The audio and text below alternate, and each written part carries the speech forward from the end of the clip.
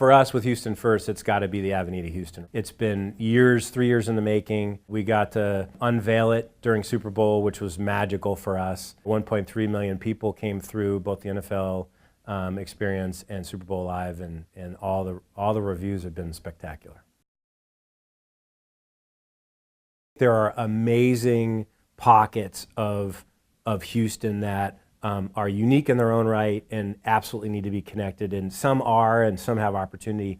Edo is a classic example of an area that's up and coming, but that freeway is a natural barrier. So how do we light it, paint it, do some things to make that natural barrier kind of go away or become something that's more of a tractor versus a detractor? The light rail has done an amazing job. That is an amazing asset for the city that I think is underutilized. GreenLink is an amazing resource that I feel like we could probably do a better job making people realize how, it's a free service that they can get around the city. And if you think about the pockets, Market Square, Theater District, Museum District, Downtown, Avenida, and Edo, all of those, if we work through programming and through ease of access, I think it just makes the city more vibrant. Somebody told me Houston was designed by engineers. It's very efficient, right? It's a grid pattern, makes a lot of sense, but I think our job now is to add some character back in, so there's this sort of natural ease of moving from Market Square to the Theater District, or the Theater District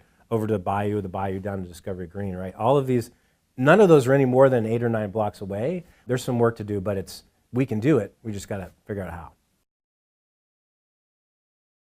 Festivals are a great way, I think. If you look at South by in Austin and what that has done for Austin, I think there's significant opportunity for us to build partnerships with festivals and programming that can activate the city. If you think about the Bellagio Fountain or the Eiffel Tower or the Sydney Opera House, right? These are cities that have created a place or something for people to see. Houston is ripe for some activation that's specific and authentic and unique to Houston. We think that could be a game changer for not only for people coming who want to visit, but people out in Katy or the Woodlands who like, oh gosh, it's too hard to get downtown. But if you give them a reason to come down, either with a festival or some sort of activation, I think we can change that. We're positioning Houston as this leisure play, but you have to provide a reason, right? So you have to have enough. If you go to New York or go to Chicago, they have enough of those things where you can go without a plan and really do a lot of cool things. I think we have enough, but we have room for more.